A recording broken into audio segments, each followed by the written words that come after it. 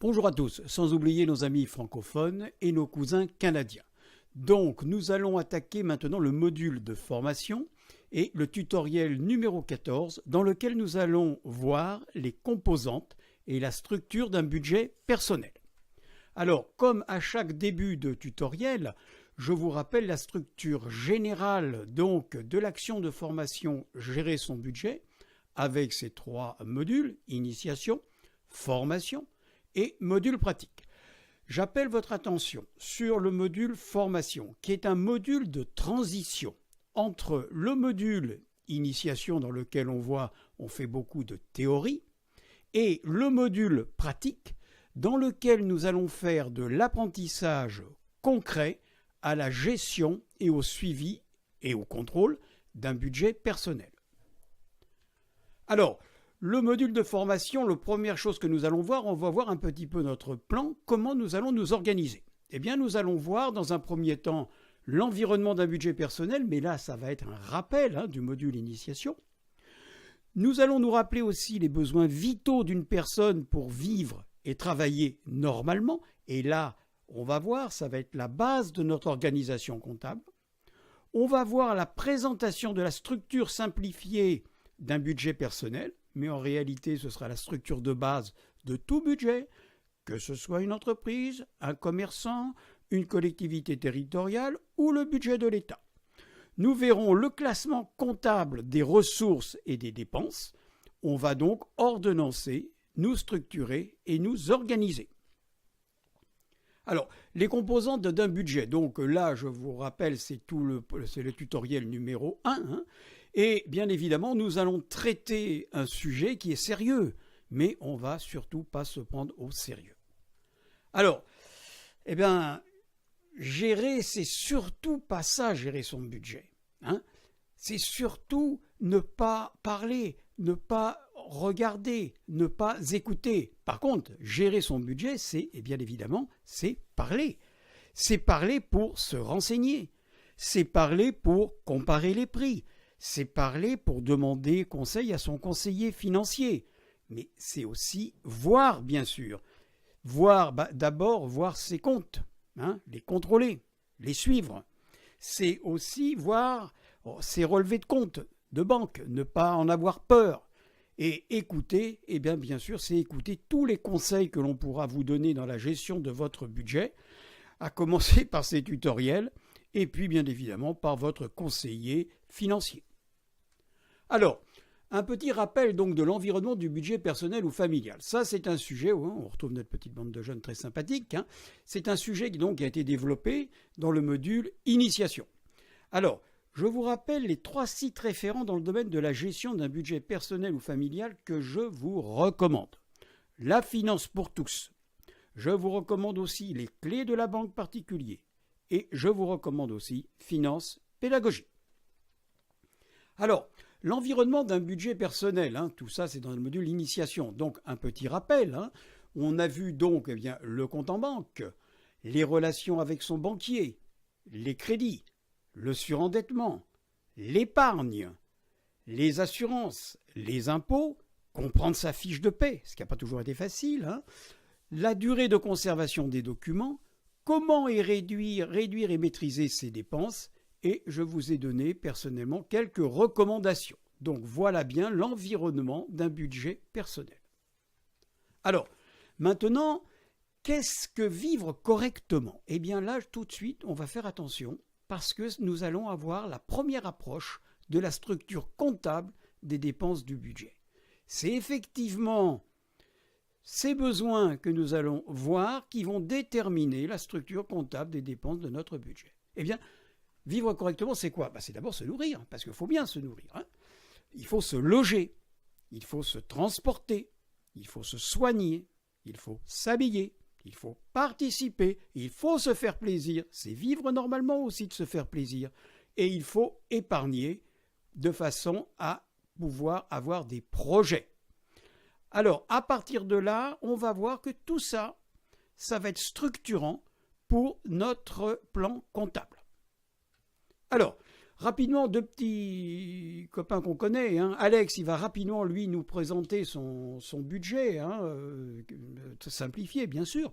Et là, nous allons voir, je vous présente Arthur. Alors, Arthur, c'est notre contrôleur de gestion.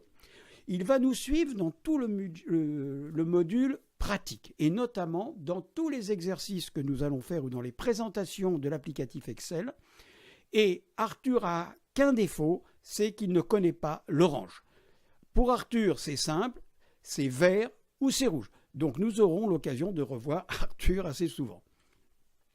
Alors, rapidement, le budget d'Alex, hein, c'est la structure d'un budget simplifié, parce que voilà, hein, un budget c'est quoi? Ce n'est que de la tuyauterie. Hein. Alors on a bien évidemment ici les ressources avec un tuyau, le tuyau du salaire, le tuyau des prestations sociales, et puis après ça c'est le tuyau d'entrée, et puis ça c'est la machine, et puis il y a les tuyaux de sortie.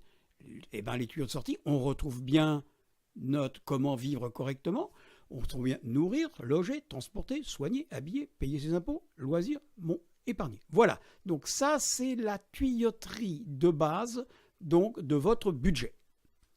Alors, structure comptable de gestion et de suivi, là voilà, vous n'en avez pas 36. Alors, maintenant nous allons étudier la première phase de la gestion d'un budget. En un mot, comment ordonner ses ressources et ses dépenses. C'est ce que l'on appelle la nomenclature comptable de gestion. Alors, pour votre information, hein, il faut savoir que les entreprises utilisent ce qu'on appelle le plan comptable général, qui est un plan comptable général donc de classement des dépenses hein, et des ressources, hein, qui est normé et qui est obligatoire. Alors, ça, en général, tout ça, c'est utilisé par les entreprises, c'est utilisé par les commerçants, les artisans, enfin, tous les gens qui ont une comptabilité officielle à tenir.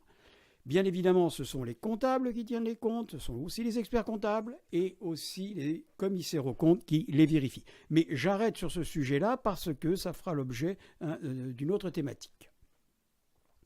Alors, la méthode d'ordonnancement des ressources et des dépenses, hein, eh bien, comme je vous l'ai dit, c'est la nomenclature comptable de gestion. Donc, nos ressources vont être classées, alors nos ressources, qu'on appelle aussi les recettes, entre guillemets, vont être classées, on va dire, en deux catégories. Elles vont tout ce qui concerne la rémunération, donc le salaire, les retraites, l'allocation Pôle emploi, et tout ce qui concerne les prestations familiales et sociales. Voilà déjà un premier type de classement. Alors ensuite, nous allons avoir les dépenses. Alors là, c'est important de bien faire les distinctions. On a ce que l'on appelle les dépenses contraintes et les dépenses non contraintes. Donc on le comprend bien, les dépenses contraintes, c'est ce que l'on a vu, les dépenses vitales, hein, pour vivre et travailler normalement. Dans ces dépenses contraintes, on retrouve alimentation, logement, transport, habillement, santé, impôts, eh bien nous allons avoir ce que l'on appelle des charges fixes et des charges variables. Un exemple, le logement, eh bien soit vous payez un loyer, soit vous remboursez un crédit, mais dans les deux cas de figure, ça va être une charge fixe parce que tous les mois, eh bien il va falloir que vous payiez cette somme-là. Par contre, l'alimentation, l'habillement, on comprend qu'on ne va pas tomber au centime chaque mois, même si on a fait son petit budget. Voilà. Ensuite, on a ce que l'on appelle les dépenses non contraintes. C'est ce que l'on appelle aussi le reste à vivre. Dedans, nous retrouvons les loisirs et nous retrouvons l'épargne. L'épargne, vous vous rappelez, hein, c'est ce que l'on dit se payer en premier. Alors, si vous avez un jour un problème d'argent, eh bien, une dépense impromptue que vous n'avez pas prévue. Ce n'est pas sur ce domaine-là que vous allez pouvoir compter. Ce n'est pas sur les dépenses contraintes. Bien sûr, vous pouvez toujours faire attention à ces dépenses-là. Mais comme je vous l'ai expliqué dans d'autres tutoriels, il y a un moment où il y a un plancher. Par contre, si vous avez à prendre de l'argent quelque part, c'est dans les dépenses contraintes. Parce que ça, on peut très bien ne pas les avoir et vivre correctement. Donc, votre variable d'ajustement, comme on dit, elle va être dans les dépenses non contraintes.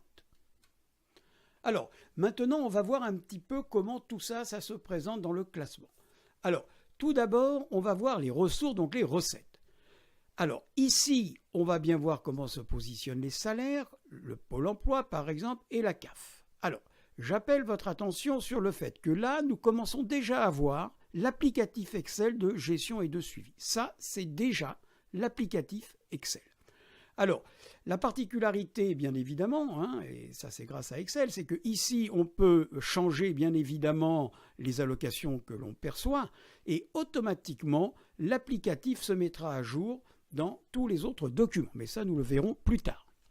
Alors, les dépenses, eh bien là aussi, hein, c'est l'applicatif, c'est un extrait de l'applicatif Excel de gestion et de suivi. Alors, dans les dépenses contraintes, eh bien, on retrouve bien nos charges fixes et nos charges variables. Et là, bien, on retrouve bien tous nos postes de dépenses dans l'ordre dont on les a définis précédemment. Avec ici en rouge, je vous ai mis les charges fixes, hein, et le reste, ce sont des charges variables, même si elles sont dans les dépenses contraintes. Enfin, les dépenses non contraintes, donc le reste à vivre, hein, là aussi, ce sont les loisirs et l'épargne.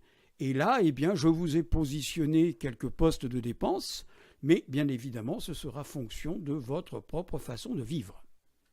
Alors, ce module donc est terminé, hein, ce tutoriel. Donc le prochain tutoriel que nous allons voir, ça va être le tutoriel numéro 15, dans lequel nous allons voir la formalisation et l'organisation d'un budget personnel. Comme d'habitude, je vous rappelle que ce tutoriel est téléchargeable au format PDF, donc sur mon site Gérer son budget. Donc je vous recommande aussi de vous abonner à ma chaîne pour suivre prochainement les termes budgétaires que je vais développer, notamment la gestion financière d'une association, la gestion budgétaire d'une mairie et la gestion dans le temps d'un plan de surendettement pour revenir à une situation normale. Eh bien, je vous dis dans le prochain tutoriel au numéro 15.